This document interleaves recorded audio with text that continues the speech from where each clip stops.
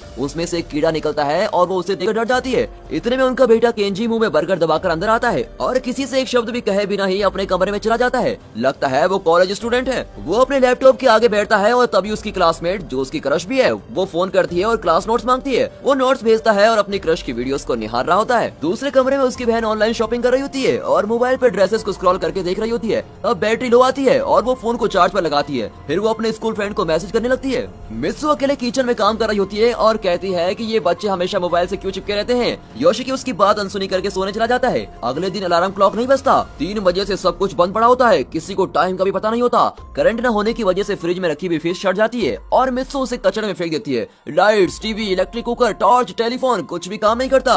Yui का phone switch off हो गया होता है। पर बच्चे अपने स्कूल कॉलेज के लिए और योशिकी अपने ऑफिस के लिए तैयार होते हैं। मित्सु उनका खाना बनाने के लिए गैस स्टोव चलाती है, पर तब तक तीनों बाहर चले जाते हैं। बाहर लिफ्ट भी बंद होती है और तीनों 10वें फ्लोर से नीचे उतरते उतरते थक जाते हैं। यूई स्कूल के लिए निकलती है और केंजी साइकिल में कॉलेज आता है। योशिकी रेलवे स्टेशन पहुंचता है तो वहाँ भी कोई ट्रेन नहीं चलती क्योंकि सारी इलेक्ट्रिक ट्रेन होती है। वहाँ ऑफिस जाने वाले लोगों की खूब भीड़ लगी होती है। अब कॉलेज के रास्ते में केंजी के हेडसेट और ब्लूटूथ ईयरफोन सब ऑफ हो जाते हैं। कुछ लोग टैक्सी से जाना चाहते हैं पर टैक्सी भी काम नहीं करती। टैक्सी क्या, कोई गाड़ी काम नहीं करती। लगता है गाड़ियों की बैटरीज भी ऑफ हो चुकी है। मित्सु जो रोज लिफ्ट में कचरा लेकर नीचे डालती थी, बेचारी 10वीं मंजिल से नीचे उतरकर कचरा डालती है और दूसरे फ्लैट वाले कहते हैं कि लगता है करंट आज नहीं आएगी, कैंडल्स खरीदने पड़ेंगे, और ये कहकर वे बाजार जाते हैं। मित्सु को भी यही ठीक लगता है, पर अब 10 फ्लोर ऊपर चढ़ के पैसे निकालकर वापस नीचे कौन उतरेगा। यहाँ लगता है कि योशिकी पैदल ही ऑफिस पहुंच गया था। वहाँ का ऑटोमेटेड डोर भी काम नहीं करता। सब डोर तोड़कर अंदर जाते हैं, पर अंदर जाके करेंगे क्या, कंप्यूटर फोन सब तो बंद पड़े होते हैं। बच्चों के स्कूल कॉलेज में भी बहुत कम स्टूडेंट्स आए होते हैं क्योंकि बहुत लोगों को ट्रांसपोर्ट नहीं मिला होता। दूसरी ओर सुपरमार्केट में कैंडल खरीदने के लिए भीड़ जमा हो जाती है। ज्यादातर लोग इलेक्ट्रिक स्टोव यूज करते हैं और बिना करंट के वे खाना नहीं पका सकते, इसलिए वे रेडीमेड फूड आइटम और पानी खरीदने सुपरमार्केट में जमा हुए होते हैं। और टेक्नोलॉजी का खेल तो देखिए, बिलिंग के लिए भी वो अपने क्रेडिट और डेबिट कार्ड लेके आए होते हैं। यार करंट के बिना कार्ड स्वाइप कैसे करोगे। जिनके पास कैश होता है वे चीजें खरीद कर चले जाते हैं। ऊपर से जिस गाड़ी में सुपरमार्केट का स्टॉक आ रहा होता है वो भी कहीं रुकी पड़ी होती है और इस वजह से स्टोर की चीजें तेजी से खत्म होने लगती है। ऑफिस में सबको छुट्टी देकर कहते हैं कि जब करंट आ जाएगी तब अपना मुंह दिखाना। रास्ते में योशिकी एक साइकिल शॉप में जाता है। साइकिल की इंपॉर्टेंस अब लोगों को समझ आ रही थी क्योंकि उसके लिए करंट की जरूरत तो होती नहीं, लेकिन बढ़ती डिमांड के कारण साइकिल का रेट आसमान छू रहा होता है। दुकानदार कहता है सर देर मत कीजिए वरना स्टॉक खत्म हो जाएगा। बेचारा योशिकी उसे मुंह मांगी कीमत देकर साइकिल खरीद लेता है और उसी में घर पहुंचता है। साइकिल नीचे पार करके सीढ़ियां चढ़ता है। घर जाते जाते बेचारे की पूरी हवा निकल जाती है। अब किसी तरह सब घर आ जाते हैं। उस रात पूरी फैमिली साथ बैठकर कैंडल लाइट डिनर करती है। किचन का सिंक और टॉयलेट फ्लश भी काम नहीं कर रहे होते हैं, लेकिन ड्यूटी का पक्का योशिकी अंधेरे में भी ऑफिस का काम करता है।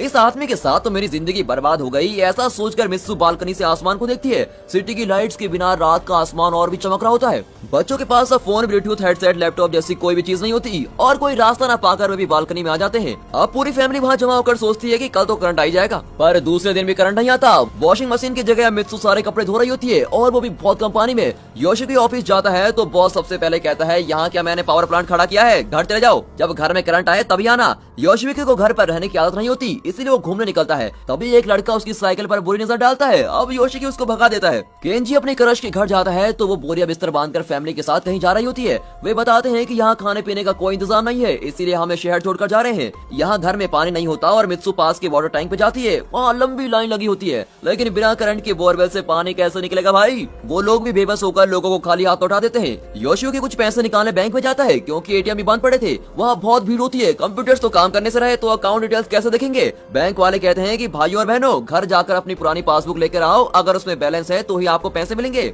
अब बैंक वाले भी ऐसे थोड़ी सबको पैसे दे सकते हैं। वहाँ का माहौल देखकर आपको नोटबंदी का वक्त जरूर याद आया होगा, जब हमने लाइन में लगकर बैंकों में अपने सारे पैसे जमा किए थे, पर जब पैसे निकालने गए तो 5,000 या 10,000 दिए जाते थे। वैसे ही माहौल यहाँ भी होता है। इस भीड़ में योशिकी की ऑफिस की फाइल गिर जाती है और उसको समेटने के चक्कर में वो लोगों की मार खाता है। इस तरह एक हफ्ता गुजर जाता है। क्या सिर्फ टोक्यो में करंट नहीं है या फिर पूरी दुनिया का यही हाल है? और अचानक करंट सप्लाई इस तरह से बंद कैसे हो गई और कितने दिन ऐसा चलेगा, इसकी इन्फॉर्मेशन किसी को भी नहीं होती। सोचिए अगर आपके पूरे शहर या गाँव में अचानक करंट बंद हो जाए तो आप क्या करेंगे? दूसरे शहर में किसी को फोन करके पूछेंगे कि वहाँ क्या हाल है, पर यहाँ मोबाइल, ब्लूटूथ, टीवी, इंटरनेट सब कुछ बंद हो जाए तो आप क्या करोगे दोस्तों? दूसरी जगह क्या हो रहा है इसकी कोई खबर नहीं रख पाएंगे। ऐसी हालत में टोक्यो के लगभग सभी लोग अपना सामान बांधकर पास के शहरों में जाने लगते हैं। अपार्टमेंट्स में रहने वाले बुजुर्गों की मदद के लिए कोई नहीं आता, उनके खाने पीने का कोई इंतजाम नहीं होता और वे एक एक करके मर रहे होते हैं। आखिर में योशिकी की फैमिली भी शहर छोड़कर मित्सु के मायके जाने का फैसला करती है। बच्चे गाँव नहीं जाना चाहते, पर और कोई रास्ता न पाकर वे अपनी जरूरत की चीजें पैक कर लेते हैं। फ्लाइट की टिकट्स के लिए योशिकी अपने पूरे पैसे निकालता है, फिर भी पैसे कम पड़ जाते हैं। तब मित्सु किचन के सारे डब्बे खोलकर उनमें से पैसे निकालती है। उतना पैसा देखकर पूरा परिवार शॉक हो जाता है।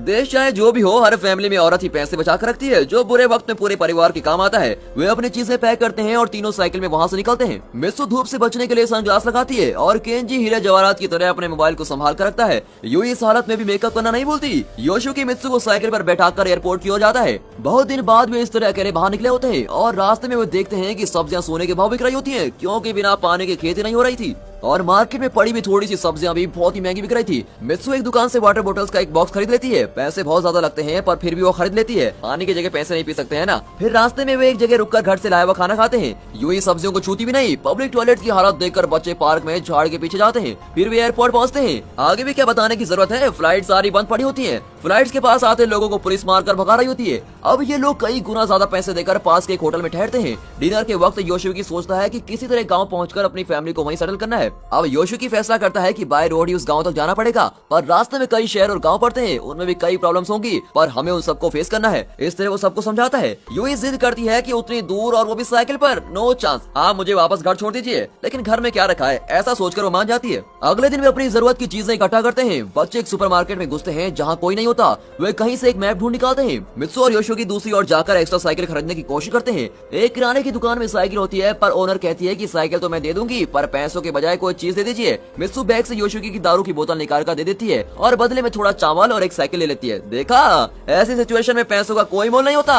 अब चारों अलग अलग साइकिल में मैप की डायरेक्शन को देखकर जा रहे होते हैं। इस शहर में हर जगह ब्लॉक किया होता है और वे बाईपास से जाने लगते हैं। वहाँ बड़ी तादाद में लोग पैदल चल रहे होते हैं। कुछ लोग साइकिल्स और कुछ स्केटिंग बोर्ड पे भी जा रहे होते हैं। भीड़ में कुछ लोग इस विश्वास के साथ चल रहे होते हैं कि अगले शहर में करंट है, और चलते चलते रात हो जाती है और चारों खुले आसमान के नीचे सो जाते हैं। ठंड की वजह से केंजी जाग जाता है और देखता है कि एक आदमी इनकी वाटर बोतल चुरा कर भाग रहा है। केंजी उसे चेस करता है, पर वहाँ देखता है कि वो आदमी पानी में दूध का पाउडर मिलाकर एक छोटे बच्चे को दे रहा होता है, और ये देखकर केंजी का दिल मेल्ट हो जाता है और वो गिल्टी फील करके वापस आता है। दूसरे दिन इनके रास्ते में 2 किलोमीटर का एक लंबा टनल आता है। टनल के अंदर नाम की भी रोशनी नहीं होती। अंधेरे में टनल को पार करने के लिए एक एक्सपर्ट की जरूरत होती है। वहाँ एक नेत्रहीन बुजुर्ग होती है जो पैसों के बदले उन्हें टनल पार करवाने की जिम्मेदारी लेती है। उसके पीछे जाकर वे उस पार पहुँच जाते हैं। योशिकी का परिवार किसी तरह एक हफ्ता मैनेज तो कर ही लेता है और अब पूरे 16 दिन हो चुके होते हैं। उनके सारे वाटर बॉटल्स खाली हो जाते हैं। मित्सु पास की एक नदी में कपड़े धोती है और योशिकी उसी नदी का गंदा पानी पीने लगता है। आगे रास्ते में बारिश होने लगती है और गंदा पानी पीने से योशिकी का पेट खराब हो जाता है और अब ये बारिश से बचने के लिए एक ब्रिज के नीचे आ जाते हैं। हवा इतनी तेज होती है कि उनकी साइकिल से एक और खींची चली जाती है। साइकिल्स पर बंधे हुए इनके बैग्स, कपड़े, चावल और सब कुछ बर्बाद हो जाते हैं। उनके पास अब खाने पीने का कुछ भी नहीं बचता,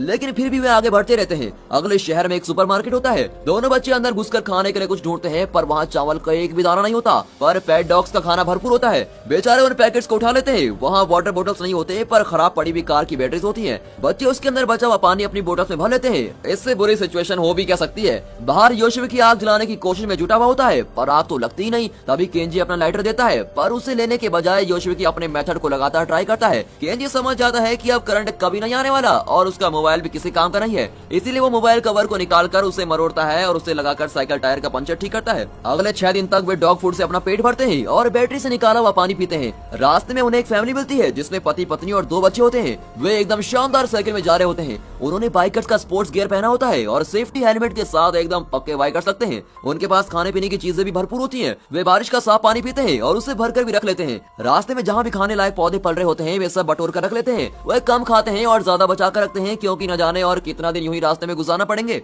उनके पास एक कैमरा होता है जो बैटरी से नहीं चलता बल्कि मैकेनिकल कैमरा होता है। ये फैमिली इस ट्रिप को एंजॉय कर रही होती है और दोनों फैमिलीज एक दूसरे को देखकर बहुत ही खुश होती हैं और दोनों कुछ दूर साथ तक ही सफर करती हैं। तब एक ब्रिज पर मिलिट्री वाले पास के शहर में करंट की सिचुएशन को जाने के लिए जा रहे होते हैं। एक मोड़ पर नई फैमिली अपने गांव का रास्ता पकड़कर चली जाती है और योशिकी योशिकी की फैमिली करंट वाले शहर की तलाश में आगे बढ़ती है। उस नई फैमिली को देखकर योशिकी को थोड़ी जलन हो रही होती है, क्योंकि वे थोड़ी चीजों में इतने खुश नजर आ रहे थे। इसीलिए उनके जाने से योशिकी को जरा तसल्ली होती है। योशिकी को डर भी रहता है कि मैं एक छोटी सी आग भी जला नहीं पाया तो अपनी फैमिली को इस मुश्किल समय में कैसे बचाऊंगा। अब बच्चों के कपड़े गंदे हो गए होते हैं, पर वे उन्हीं कपड़ों में अगले शहर पहुंचते हैं। वहां जाकर पता चलता है कि वहां भी करंट नहीं है। लोगों की बात मानकर वे इतनी दूर बेकार ही आ गए थे। केंजी योशिकी पर चिल्लाता है कि यार डैड, आप तो बड़े सपने दिखा रहे थे कि यहाँ करंट है, कहाँ है करंट। फिर मिस्सू दोनों के बीच सुलह करवाकर वहाँ से आगे ले जाती है। आगे एक एक्वेरियम होता है जहाँ बहुत ही भीड़ होती है। वहाँ एक्वेरियम की मछलियाँ और कीड़ों को लोग पकाकर बेच रहे होते हैं। योशिकी की फैमिली भी लाइन में लग जाती है, पर जब उनकी बारी आती है तो सब कुछ खत्म हो जाता है। योशिकी उनके पैर पकड़ लेता है कि कम से कम मेरे बच्चों को कुछ खाने को तो दे दो,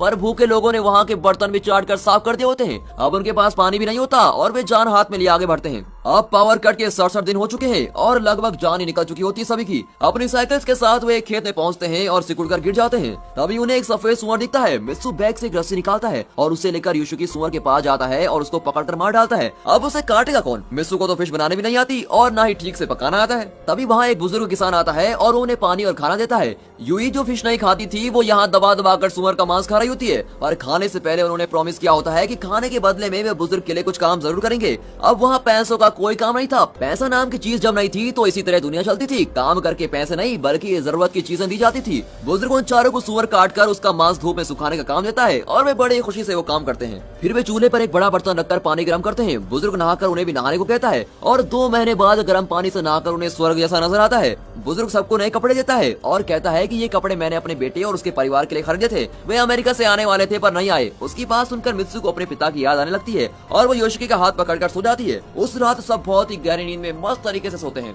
ये खेत और उसके आसपास की जगह ऐसी बुजुर्ग की है। उसने इलेक्ट्रिक फेंस लगा रखी होती है पर अब तो करंट ही नहीं था। इसीलिए बुजुर्ग योशिकी की फैमिली से कहता है तुम्हें उन सुअरों से इस खेत को बचाकर रखना होगा। अगर सुअर अंदर आ जाए तो उसे पकड़ना भी होगा। इस तरह वे कुछ दिन वहाँ रहते हैं और बुजुर्ग के काम में मदद करते हैं। बुजुर्ग उन पर और खुद पर रहम खाकर कहता है कि तुम लोग चाहो तो हमेशा के लिए यहीं रुक सकते हो। मुझे भी एक फैमिली का साथ रहने को मिल जाएगा और बड़ा ही सुकून लगेगा। तब योशिकी बताता है कि वो अपनी फैमिली को मित्सु के पिता के पास ले जाना चाहता है। बुजुर्ग कहता है कि अच्छी बात है, तुम मेरे जैसे एक बुजुर्ग से मिलने जा रहे हो। फिर वो उन्हें सुअर का मांस देता है जो उन्होंने नमक डाल के धूप में सुखा रखा था। ये 1 हफ्ते तो चलेगा। वो उन्हें और भी फूड आइटम्स पैक करके देता है और रास्ते के खर्चे के लिए पैसे भी देता है। वे बुजुर्ग से विदा लेकर 3 दिन साइकिल पर ट्रैवल करते हैं। अपने मैप के भरोसे वे आगे जाते हैं तो वहाँ एक नदी बह रही होती है। अब वे सोचते हैं कि इसको पार कैसे करें। तब योशिकी अचानक आसपास पड़ी हुई लकड़ियां इकट्ठा करता है और पूरी फैमिली मिलजुल कर एक बोट तैयार करती है। फिर थोड़ा सामान उस पर रखकर और खींचते हुए वो पार पहुंच जाते हैं।